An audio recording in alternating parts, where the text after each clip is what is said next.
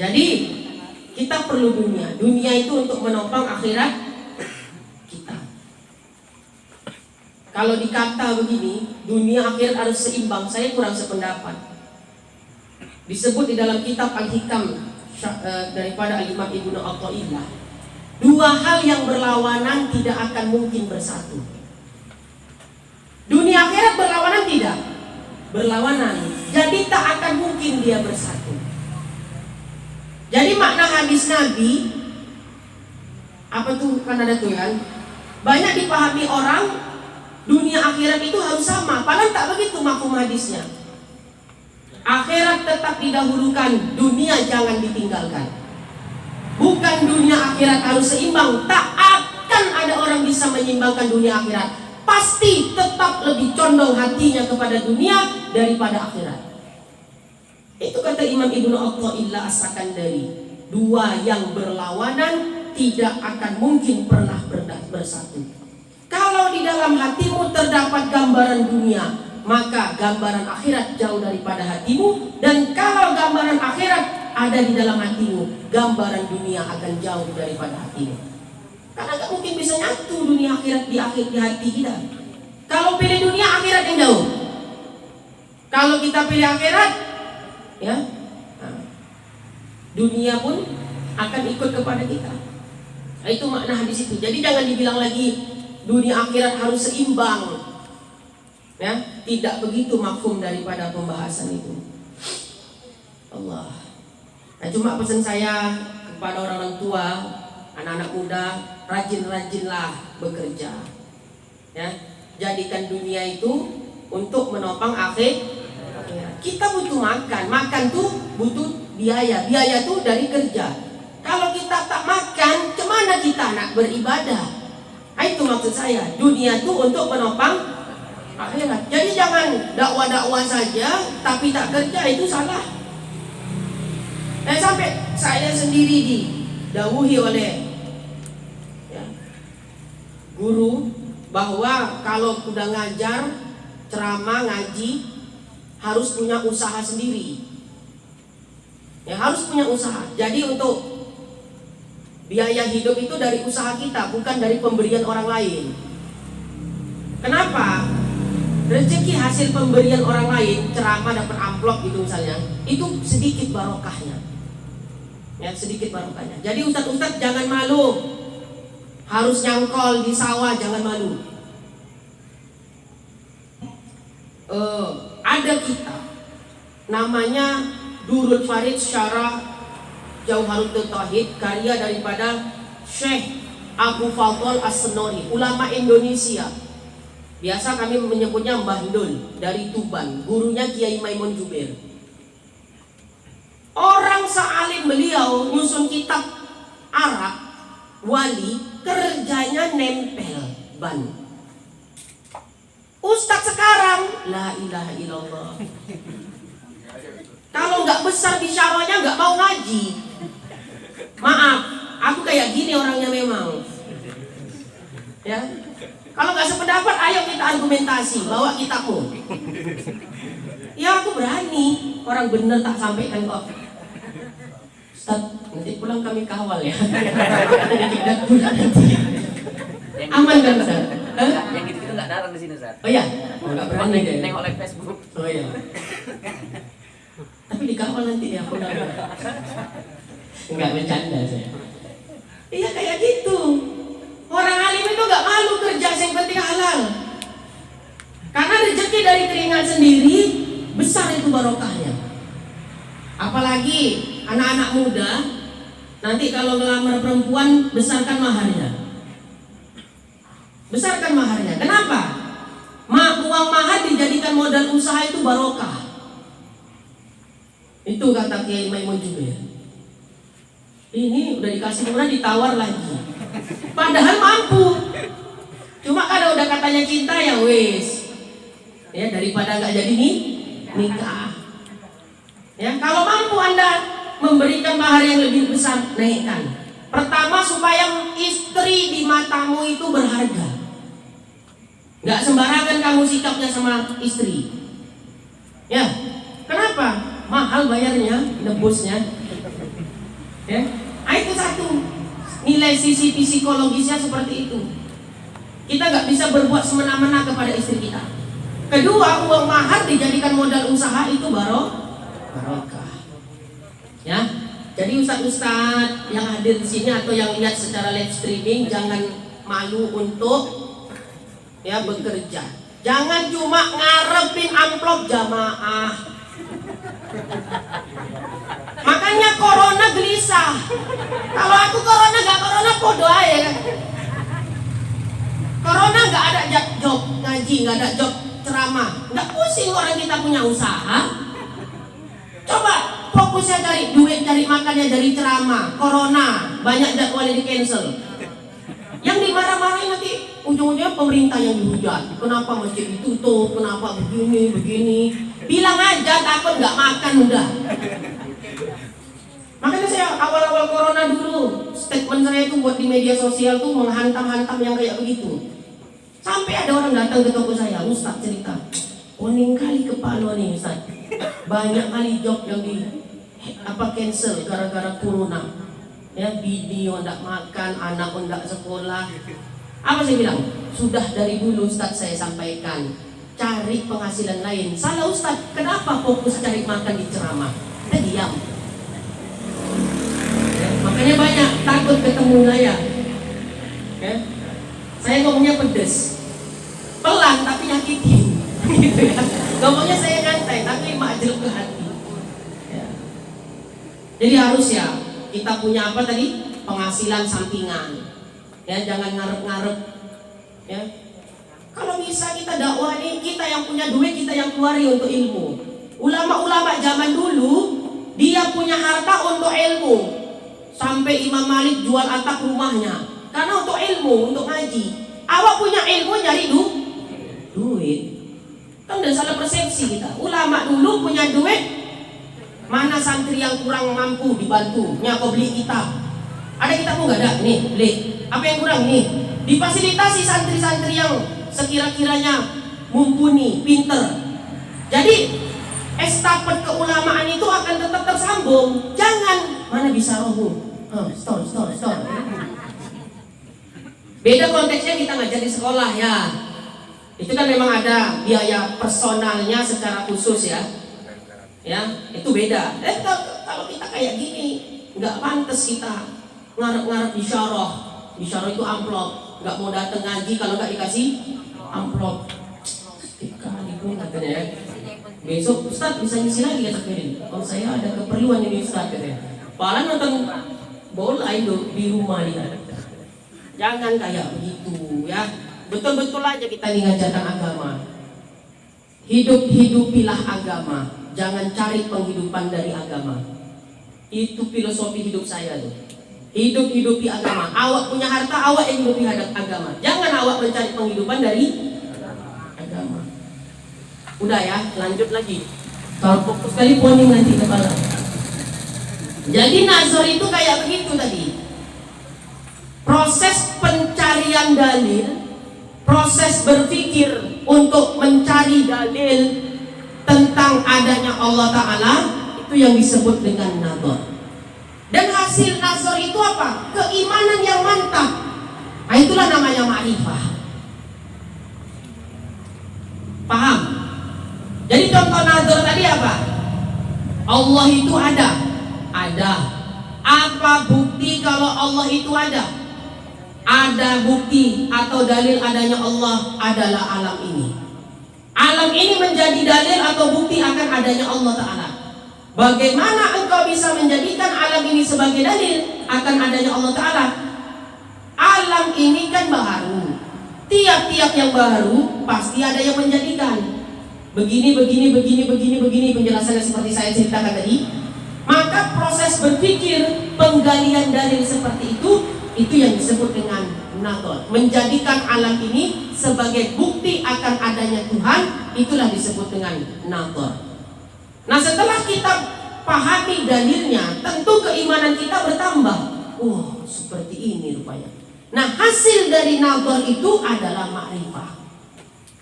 Ya.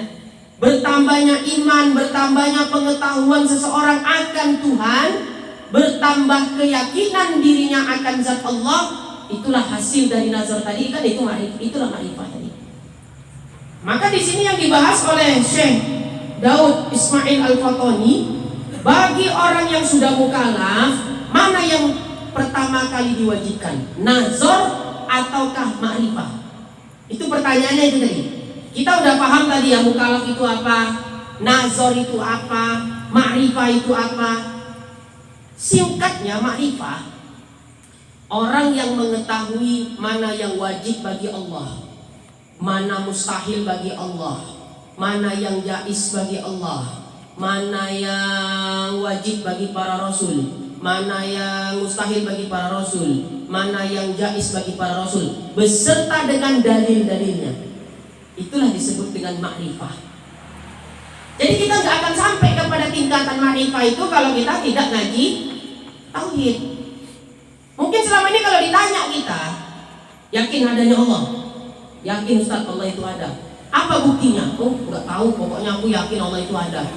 Kan gitu. Itu nggak ma'rifah. Tapi ketika kita bisa menjelaskan dalilnya, alam ini menjadi dalil akan adanya Allah. Begini, begini, begini, begini. Proses berpikir itu tadi namanya apa? Nazar. Dan hasilnya keyakinan yang mantap akan adanya Allah daripada proses nazar tadi, itu yang disebut dengan ma'rifah. Jadi hukum ma'rifah itu wajib, hukum nazar itu juga wajib. Ma'rifah wajib, nazar wajib. Awwaluddin ma'rifatu ma'rifatullah. Jadi ada satu kitab khusus yang menjelaskan masalah nazar itu, namanya Minhatul Hamid Syarah Jauharatit Tauhid, disusun oleh Kiai Haji Qaimuddin. Ini salah satu penyusun kitab ini, salah satu tokoh pendiri, ya, orang yang banyak berjasa di dalam mendirikan pondok pesantren Darul Lugha wal Da'wah di Bangil Pasuruan. Alhamdulillah waktu saya singgah ke pesantren Darul Lugha wal Da'wah, saya sempat bermalam menginap di rumah penyusun kitab ini. Ya, alim betul. Ya, ini rinci sekali beliau menjelaskan tentang masalah nazar. Orang alim itu nulisnya dari kanan dia, walaupun dia nggak punya gelar sarjana. Paham maksud saya? Tidak dikatakan orang alim kalau belum bisa nyusun kitab nulisnya dari kanan. Walaupun kamu profesor, walaupun kamu doktor, kalau nulisnya masih dari kiri, belum bisa dari kanan, kamu bukan orang alim, bukan orang berilmu. Ngerti maksud saya? Kita kan selama ini mengukur keilmuan orang itu dari gelar akademis. Kalau profesor, kalau doktor, kalau S2, S1, ya, wah, doktor ini. Kalau ustaz biasa, walaupun dia alim, pandai baca kitab, kepada Bapak Al-Ustaz Sumitra Nurjaya. Tapi kalau doktor, tapi nggak bisa baca kitab sekalipun, cara manggilnya itu MC-nya kepada Al-Mukarram, Al-Fadil, Al-Ustaz, Al-Mukarram. Beda dia penghargaannya. Kalau di Jawa itu, di Jawa, orang setinggi apapun gelar akademisnya, kalau raiso moco kitab Arab, itu bukan orang alim. Ya, kalau di sini asalkan punya gelar akademisi, kuliah S1, S2, udah orang alim lah itu. Walaupun ya nggak punya koleksi kitab Arab. Pedus. Ya, untuk pemuja gelar akademisi. Anda yang udah doktor, Anda jangan bangga. Bisa nggak nulis dari sebelah kanan? Ya, kalau udah bisa, berarti orang alim. Nah, ini Kiai Qaimuddin ini nggak pernah mondok nggak pernah belajar di Timur Tengah. Asli, ya asli produk pesantren. Jadi jangan sepele sama santri. Walaupun santri nggak punya gelar akademisi, jangan remeh. Kata Abu Sayyid Muhammad bin Alawi Al-Maliki Al-Hasani, ulama besar Mekah, tidaklah orang yang meremehkan santri kecuali orang bodoh. Ibu-ibu yang punya anak gadis, kalau anak gadisnya dilamar santri nggak usah nolak. Bener nih, ya. Yang santri di sini jangan lupa nanti bandarin saya makan nasi goreng. Ya kan? Bener. Ibu-ibu, bapak-bapak, kalau ada anak yang lamar, punya anak gadis dilamar sama anak majelis, tukang ngaji, ya, apalagi santri, wis. Ah itu udah, insya Allah surga itu udah deket lah itu. Jangan coba ditanya, sampean S-Piro, ya, anak saya S2, ya, kamu kuliah? Enggak pak, saya cuma santri. Wis, ora usah, balik aja, balik. Ya. Jangan. Oh, kalau di orang Jawa itu kalau ada anak gadis jadi lamar santri paling seneng. Bahkan kadang punya anak gadis disodorkan ke santri. Enggak kayak kita di sini kan gitu kan. Nah, itu masya Allah luar biasa. Jadi jangan remeh-remeh sama santri. Banyak santri-santri yang enggak kuliah tapi bisa nyusun kitab Arab, kitabnya dibaca sampai ke seluruh penjuru dunia. Salah satunya nih Kiai Koimuddin ini. Orangnya sederhana sekali, cuma pakai sarung, baju koko biasa, peci hitam, nggak kayak saya, ya nggak seperti saya ini banyak gaya, ya pakai rida, pakai imamah. Padahal saya orang jahil, ya orang bodoh. Nah di sana orang alim itu kayak gitu, sederhana, tawaduknya luar biasa. Ya nah, kalau di sini yang penting gaya, ya kalau udah pakai rida, pakai sorban orang alim lah itu. Walaupun ceramahnya inama yakhsyallahu min ibadil ulama, kambing ular itu ulama kan gitu. Orang alim lah itu kayak begitu di sini. La ilaha illallah. Agak seru tuh ngaji malam ini. Ya, ngaji tauhid ya. Nah, baik. Ya, jadi jangan ditolak kalau ada santri yang lamar, ya. Nah, insyaallah itu terjagalah, ya, dijaga itu anaknya betul-betul. Nah, baik. Jadi kita baca lagi kitabnya. Udah jelas itu ya, nazar itu apa, ma'rifah itu apa. Bersalahan ulama awal-awal yang diwajibkan atas mukallaf itu, adakah nazar dahulu ataukah ma'rifah? Ma'rifah dahulu. Dan yang sebenarnya itu pertama-tama yang diwajibkan itu ma'rifatullah. Ya. Yang pertama sekali diwajibkan adalah ma'rifatullah. Tadi kan pertanyaan gini, bagi orang yang sudah mukallaf, yang pertama kali diwajibkan apa? Nazar atau ma'rifah? Kan itu pertanyaannya. Di sini dikatakan yang pertama-tama yang diwajibkan bagi mukallaf itu ma'rifatullah. Ya, adalah ma'rifah bukan nazar. Tetapi, nah ini dia. Tatkala adalah ma'rifatullah terhenti atas nazar, maka jadilah nazar awal yang wajib, maka ialah wasaid. Wasaid itu media, perantara. Dan ma'rifah itu awalul maqasid, tujuan yang ingin dicapai di awal. Nah artinya begini, mana yang dahulu antara nazar dengan ma'rifah? Kewajiban yang pertama kali bagi mukallaf apa? Nazar atau ma'rifah? Menurut mazhab Asy'ari, kewajiban pertama adalah ma'rifah, sesuai yang di kitab tadi. Kenapa demikian? Karena ma'rifatullah, ma'rifah itu mengetahui atau mengakui adanya Tuhan, merupakan pondasi awal dari seluruh pengetahuan agama. Pengetahuan agama itu kan ada fikih, ada tasawuf, ada tafsir, ada hadis. Itu semua pengetahuan agama. Pondasinya adalah ma'rifatullah, yaitu tauhid. Makanya Al-Imam Al-Asy'ari dalam mazhab Imam Asy'ari, kewajiban pertama adalah ma'rifah. Kemudian sebagian ulama sebagian ulama berkata telah menjadi ijma' atas wajibnya nazar. Ya, nazar tadi berpikir akan alam ini untuk mencari dalil akan adanya Tuhan atau Allah, itu namanya nazar. Sebagian ulama berkata telah menjadi ijma' atas wajibnya nazar, karena nazar menjadi sarana bagi seorang hamba untuk mengenal Allah. Jika nazar adalah sarana ma'rifatullah, secara otomatis nazar lebih dahulu dibandingkan ma'rifah. Iyalah, coba perhatikan tadi contoh. Allah ada. Ada. Apa bukti kalau Allah itu ada? Bukti akan adanya Allah adalah alam ini. Bagaimana engkau bisa menjadikan alam ini sebagai dalil akan adanya Allah? Dari sisi baharunya, karena alam ini baharu. Nah, proses berpikirnya itu kan tadi disebut apa? Nazar. Natijahnya, poinnya, hasilnya, buahnya kan ma'rifah.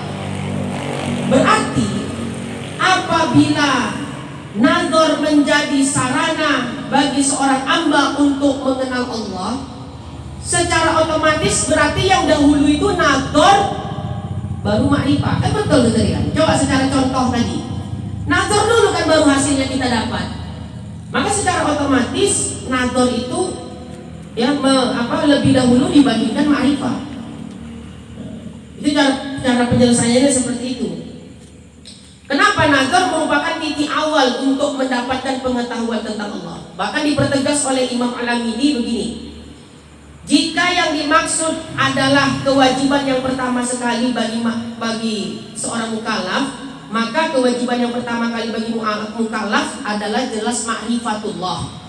Ya, adalah jelas ma'rifatullah. Namun jika yang dimaksud adalah sarana daripada ma'rifatullah, maka yang pertama sekali adalah nazar. Apa kewajiban pertama kali bagi seorang mukallaf? Jawabannya adalah ma'rifah. Ma'rifah adalah kewajiban yang pertama sekali bagi mukallaf.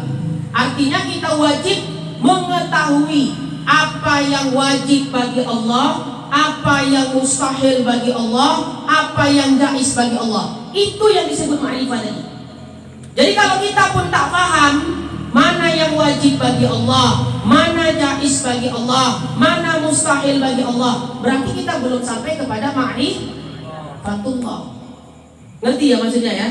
Jadi yang pertama kali wajib bagi kita adalah ma'rifatullah. Makanya kita belajar ilmu yang pertama kali wajib dipelajari adalah ilmu tauhid.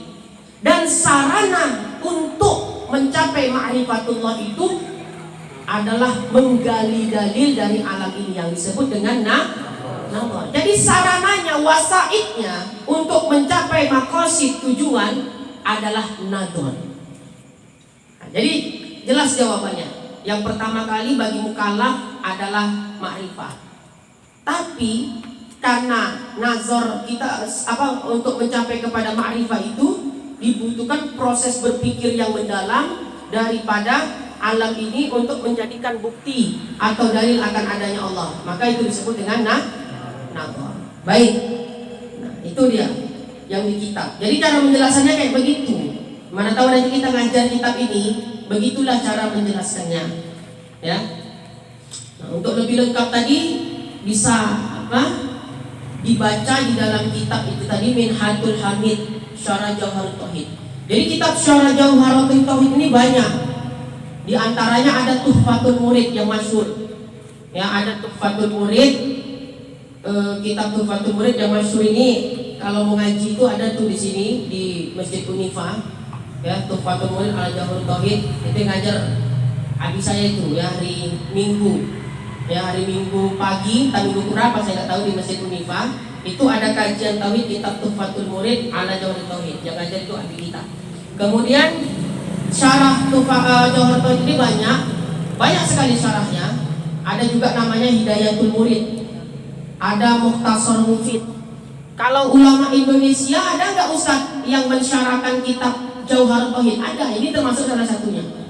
Dan tadi saya sebutkan ada kitab Ad-Durul Farid Syarah Jauharut Tauhid karya daripada Syekh Abu Fadl As-Senori At-Tubani, ulama dari kampung atau desa Senori di Tuban sana, ya, di Tuban di Jawa Tengah. Jadi saya sempat pengen tahu kitabnya itu, termasuk kitab salah satu kitab kesukaan saya. Kok dahsyat kali ini kitab ini, begitulah.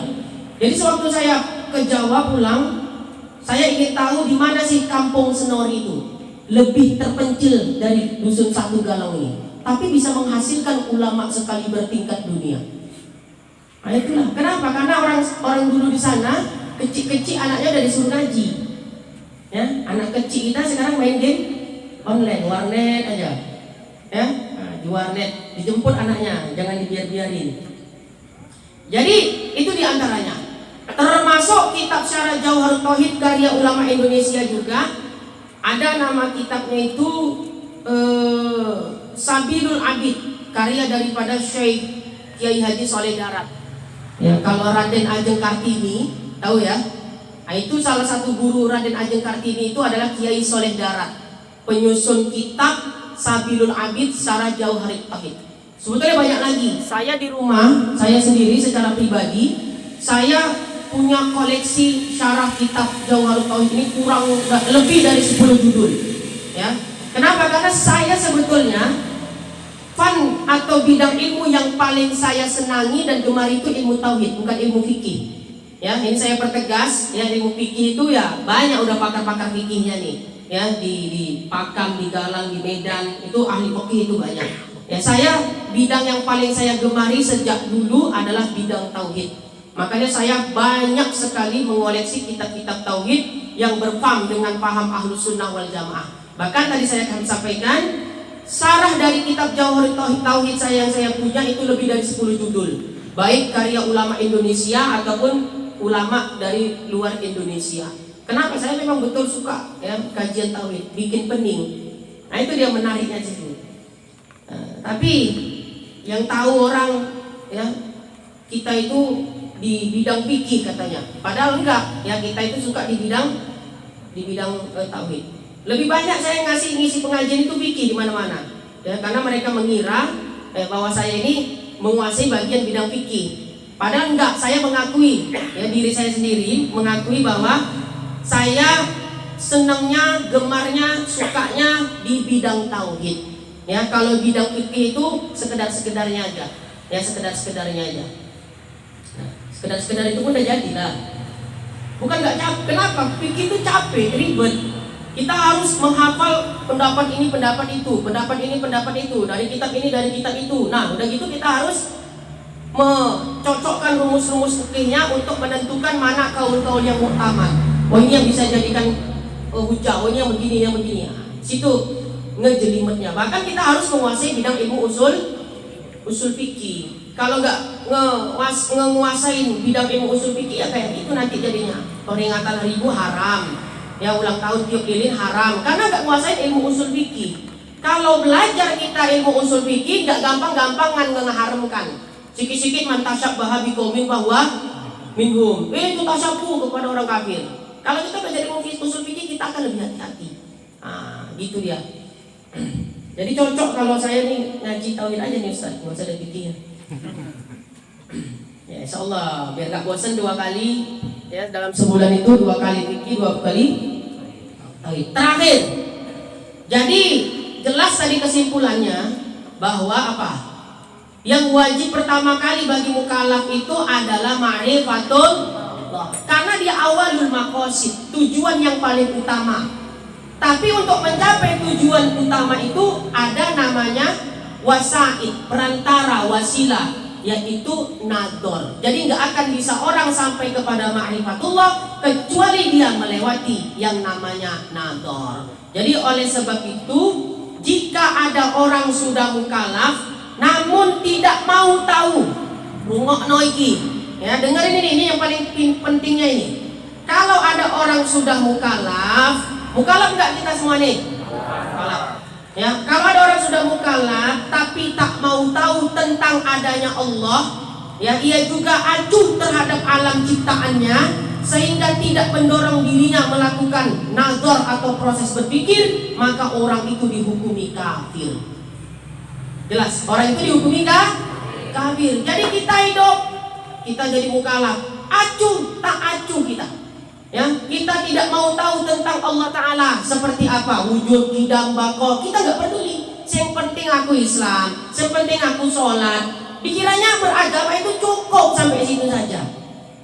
Ya, padahal kita wajib ma'rifah. Ma'rifah itu berpikir tentang alam ini untuk ya mengetahui atau menguatkan akan keimanan kita. Jadi orang yang sudah mukallaf ikut pendapat yang pertama, tidak mau belajar tauhid, ya, tidak mau belajar tauhid, tidak peduli mustahil, Bapak tidak peduli mana wajib, mana mustahil, mana jaiz, dia nggak peduli. Ya, maka menurut sebahagian ulama orang ini dihukumi kafir. Ya, menurut sebahagian ulama. Berarti ada pendapat lain Ustaz? Ada. Insya Allah minggu depan. Dan hukum nazar itu nanti diklasifikasikan lagi oleh ulama tauhid. Ya, hukum nazar ada yang mengatakan wajibnya wajib furu', ada yang mengatakan wajibnya wajib usul. Apa bedanya? Minggu depan datang lagi. Ya, nah, itu saya kasih pancingan-pancingannya seperti itu. Dan nanti kita juga bahas, karena kita bahas tentang masalah mukallaf nanti, minggu depan kita akan membahas dalil-dalil ayah ibu Nabi di neraka atau di surga. Karena banyak ceramah-ceramah di YouTube, ya, ayah ibu Nabi di neraka. Ya, saya dapat cerita dari almarhum guru saya, Al-Fadil Al-Ustaz Haji Muhammad Hafiz Yajid. Beliau itu waktu ngajar tauhid, ketika beliau mondok di pesantren Mustofawiyah, jadi ada seorang santri yang nanya kepada gurunya. Apa kata santri tadi? Ayah ibu Nabi di dalam neraka atau di dalam surga? Kata tuan guru tadi itu apa? Jangan kau urus-urus ayah orang, urus ayah kau sendiri di surga neraka. Itu kata tuan guru itu tadi. Betul juga, ya. Tak usah kau urus-urus ayah Nabi, ibu Nabi, ayo mak kau sendiri urus, ahli neraka paling surga. Nah, itu kejadian itu di pondok pesantren Mustofawiyah, ya, pondok pesantren Mustofawiyah Purba Baru, ya. Jadi ada di sana Tuan Apuso, ya, penutup ini. Dulu saya sempat sakit, ya. Jadi saya mimpi itu ketemu Tuan Apuso, guru murid pendiri Mustofawiyah, Syekh Mustafa Husin. Di obat-obat gitulah saya. Jadi saya nggak tahu, nggak pernah kenal pun, tapi datang dalam mimpi saya. Itulah wali itu, ya. Jadi saya tanya kepada guru saya, Ustaz Hafiz Yajid tadi, Ustaz, di Mustofawiyah ada tuan guru namanya Syekh Tuan Napusu? Ada, kata beliau. Guru dari guru kami itu, cuma udah meninggal dunia. Kenapa rupanya? Kata beliau. Iya, saya mimpi Ustaz, tadi malam saya mimpi beliau datang. Ya, adalah dikasih amal-amalan atau doa-doa supaya sehat gitu kan. Jadi kata beliau, iya memang Tuan Napusu tuh, ya, karomah, dia punya karomah, bisa ngobat-ngobat orang kayak begitu. Kayak mana orangnya di dalam mimpi itu? Saya sebutkan cirinya, begini kecil orangnya, begini. Iyalah tuh katanya. Ya, awak mimpi tiap malam hantu. Ya, jadi itu wali itu walaupun udah meninggal dunia, wali udah tak ada, tapi wali itu bisa datang ke dalam kehidupan nyatanya manusia, walaupun melalui mimpi. Ya, itu wali Allah, bukan wali murid. Kalau kita ini wali murid. Wallahu a'lam bishawab. Barangkali cukup sampai di sini dulu. Insyaallah nanti kita sambung tadi dengan pembahasan-pembahasan yang saya sebut tadi untuk kita bahas di minggu depan. Sekiranya kalau ada yang ingin dipertanyakan, saya kembalikan dulu kepada moderator. Baik, terima kasih Ustaz yang sudah begitu banyak memberikan pengetahuan kepada kami. Kepada ibu bapak yang ingin bertanya, silakan. Kesempatan ini jangan dilewatkan dengan sia-sia. Iya. Assalamualaikum warahmatullahi wabarakatuh. Waalaikumsalam warahmatullahi wabarakatuh. Tentang kajian tadi Ustaz Ma'rifah, apakah kita belajar ilmu ma'rifahnya cukup hanya membaca dari buku-buku aja, apakah kita harus berguru Ustaz? Di dalam mempelajari khusus bidang tauhid wajib pakai guru mesti. Ya, kenapa? Kalau tak berguru, nanti pemahaman kita tak sesuai dengan apa yang kita baca. Ya, barang siapa yang belajar tanpa seorang syekh, maka gurunya adalah syaitan. Apalagi ini sifatnya tauhid, mesti. Kadang orang yang udah berguru pun bisa sesat juga. Ya, itulah maaf nih. Sering saya sampaikan di majelis. Hati-hati bertorikot. Saya di torikot juga, saya orang torikot juga. Torikot saya dua, Naksabandi dan torikot Samania. Ya, ijazah talqin zikir torikot saya dua, torikot Naksabandi, torikot Samania. Tapi saya nggak ebo-ebo lagi. Waktu orang torikot aku ini enggak. Ya. Nah, di sini tapi kita dapat di sekarang banyak mursyid itu. Kalau kita baca kitab Tanbirul Qulub karya Syekh Muhammad Amin Al-Qurdi An-Naksabandi Asy-Syafi'i rahimahullah, dan di dalam kitab Risalah Adabus Sulukil Murid karya daripada Al-Imam Al-Habib Abdullah bin Muhammad Al-Haddad Al-Hadrami Asy-Syafi'i radhiyallahu anhu, Syarat seorang mursyid itu harus orang yang alim. Alim dalam bidang tauhid, alim dalam bidang fikih. Kalau ada mursyid ma'rifah najor aja pun tak paham, tak usahlah berbaiat sama dia. Apa kata ulama? Mursyid syaitan. Bukan mursyid Allah, mursyidus syaitani. Dalam kitab Tanwirul Qulub. Hati-hati nih kita. Boleh bertorikot, bukan tak boleh. Cuma jangan salah pilih mursyid. Syaratnya mursyid itu harus orang alim. Dia ahli tauhid, paham dia fikih. Rukun wudu aja pun tak paham. Gimana nak jadi mursyid? Inilah mursyid abal-abal ini kayak gini. Marah saya kan. Banyak soalnya. Saya kepengen dulu bertorikot, masih muda kali dulu saya. Keliling saya di kota Medan bu, mencari mursyid. Ada yang kalau mau baiat minta uang sedekah guru katanya. Dikasihlah jeruk purut dan putih. Saya tes tuan guru. Nak bertanya saya ini orang jahil. Pertanyaan tentang wudhu nih tuan guru. Ya. Membatalkan wudhu itu apa-apa saja. Lupa saya, nantilah kita kaji lagi. Tak jadi saya terikut. Kalau sorbannya, supi kali lah. Jadi hati-hati saya ingatkan. Bukan tak boleh bertorikot, tapi carilah guru mursyid yang thiqah. Kriterianya paling tidak setidak-tidaknya banyak kriterianya itu dalam kitab Tanwirul Qulub tadi banyak kriterianya. Tapi yang menjadi tolak ukur utama kita bila ingin berbaiat torikot, dia harus orang alim. Dia ngerti tauhid, dia ngerti fikih. Ya. Kalau mursyid ngajar tauhid, rububiyah, uluhiyah, asma wa sifat pula itu mursyid jelas nih. Tak usah berbaiat sama dia. Ngetes saja, mursyid itu orang alim atau tidak? Tanya aja itu, Ustaz. Perbedaan ma'rifah dengan nazar, kita ada ngaji tadi Pak. Tes, nggak apa-apa. Daripada awak tersesat. Tuan guru, ya, mau nanya apa? Adalah saya baca dan saya dengar ceramah tentang nazar dan ma'rifah. Itu gimana Tuan Guru? Belum sampailah gaji saya ke situ. Itu bukan tawaduk. Awak pikir pun nanti tawaduk kali Tuan saya ini. Ya? Tak usah bertorikot kepada itu. Tanya tentang masalah-masalah fikih yang udah kita kaji, misalnya Bismillah itu termasuk sunnah wudu. Kapan Bismillah dibaca ketika berwudu? Ya sebelum berwudu lah. Baca Bismillah baru kau basuh tanganmu. Oh udah salah kan? Dari situ aja kita paham loh ini gak ngerti fikih. Zaman sekarang ya Allah banyak mursyid aneh sampai ada di tempat kita dekat sana. Orang belum hari raya dia udah hari raya. Kita telusuri. Dari mana ngelihat hilal? Rida ini dibentang, ditengoknya begini. Udah terbit hilal. Betul. Ya Allah, hati-hati kita. Itu peringatan untuk kita. Silakan bertorikot. Tapi pesan saya, hati-hati. Cari guru mursyid yang thiqah. Ya, hati-hati cari guru mursyid yang thiqah. Kalau di Silam yang sekarang itu alim. Ya, sekarang udah menghidup ngaji kitab lagi yang mursyid sekarang ini.